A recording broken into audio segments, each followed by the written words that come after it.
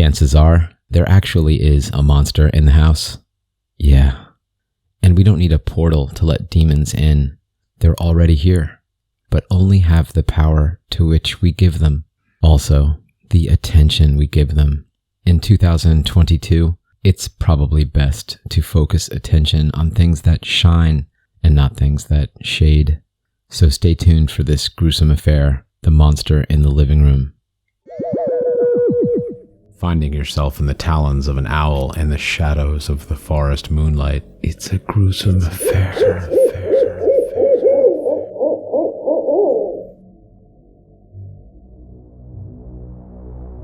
If a demon enters your house, does he present himself or herself as a demon? A demon is dark and out to consume your life energy. I don't think he would tell you, or his targets, about this.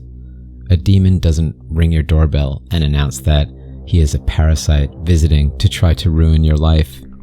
No, a demon presents itself as something fun, something youthful and sexy, something other people do too, people who are going places in life, and you can be a part of that action too. When you wake up, you realize what you've lost, you realize what you could have gained, and you realize that when the devil can't get you, he sends his demons. Sometimes their job is to destroy, sometimes kill, sometimes steal, and sometimes, actually one of the most common, he sends his demons just to distract you. While you're busy enjoying the show, you aren't on your narrow path to where your soul wants you to go. When I was a kid, I lived in a big house. There were many scary places. The basement. It was cold and dark. My feet would freeze on the cold tiles, and I always risked stepping on a pill bug. There were cold dead ones around, curled up in little gross crunchy balls of disgusting. The closet in my bedroom was scary at night, but I kept the door closed. Surely that would keep the demon or monster or boogeyman in there, locked inside. Under the bed wasn't a fun place in the dark either, but that incentivized staying in bed. The shadow of the trees cast on the wall was spooky, incentivizing closing my eyes. On Saturday mornings, I loved to get up and watch cartoons. I would do this in the living room. I thought this was fun. It was relaxing, and I could waste hours doing it. Little did I know that there really was nothing dangerous in the basement, and there was nothing dangerous in my bedroom. The danger was in the living room. A monster lived in the living room, and probably still does. It still does in a lot of places. This monster was fun. I thought he was my friend. I didn't want to let him down and miss anything good. I tried to be loyal. He would tell me stories and tell me about characters that could be my role models. In this way, I could learn how to live life, how to be cool, what things I should have, what things I should eat, what clothes I should wear. He would tell me how I should act and what is important in life. He would sit and talk to me for hours and hours, and I was just relaxed and mesmerized.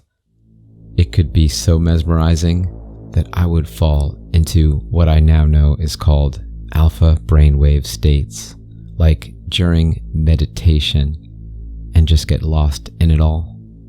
Sometimes, if it was cold, I would grab a warm blanket and just lay there for hours listening. I would lose track of time. Some kids have imaginary friends. I had many, but I could see them and hear them and get to know them.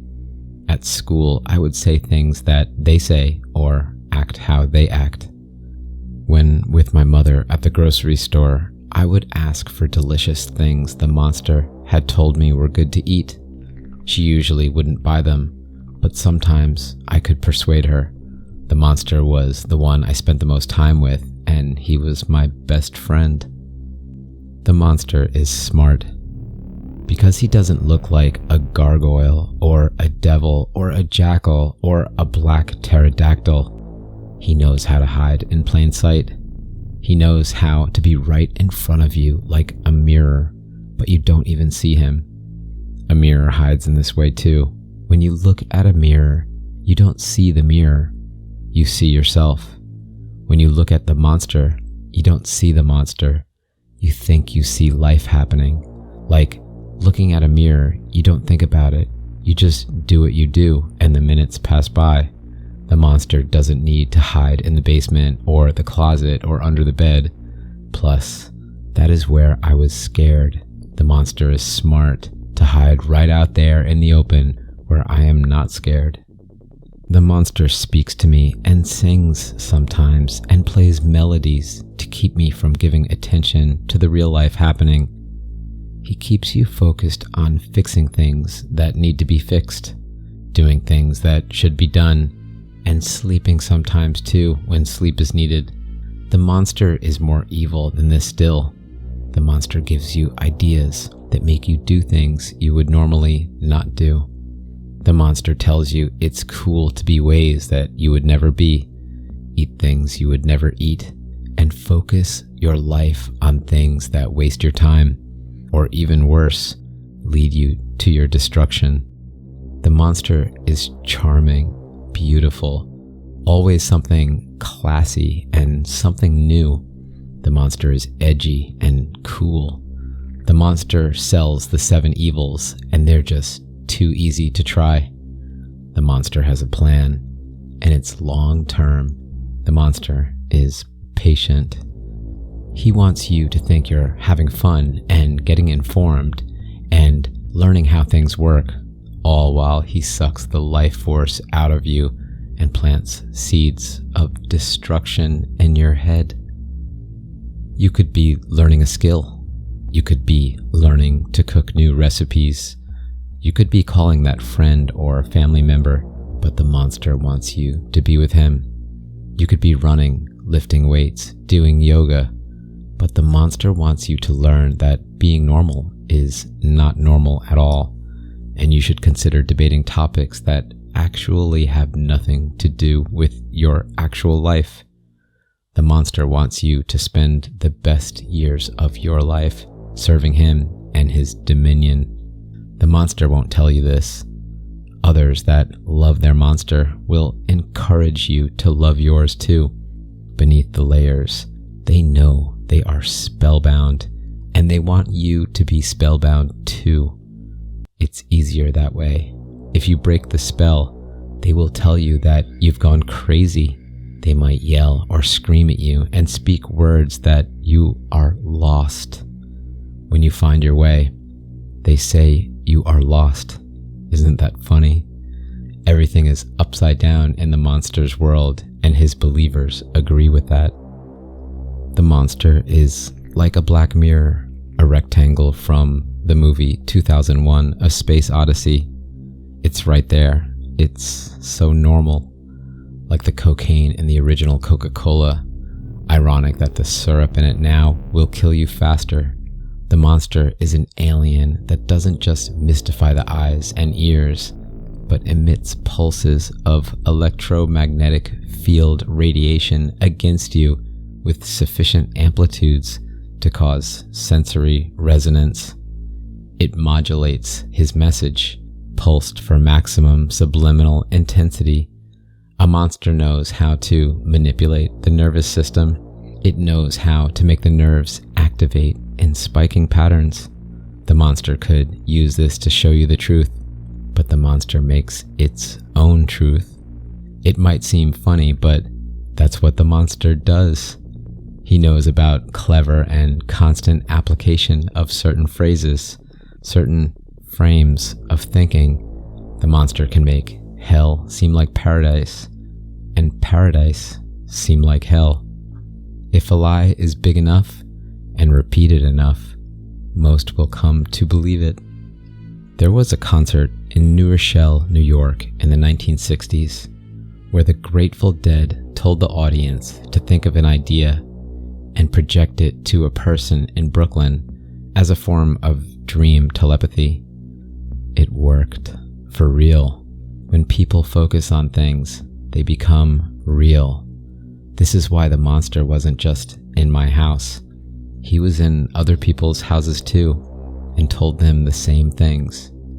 If you tell everyone the sky is green, like Holden Caulfield thought it was, it will turn green. They thought these things were normal.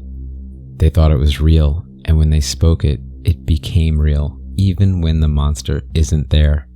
The monster had done his job.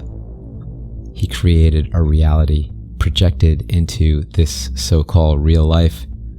All he had to do was whisper his poison pills in everyone's ears, and so many would swallow the bad medicine and think it was a great idea.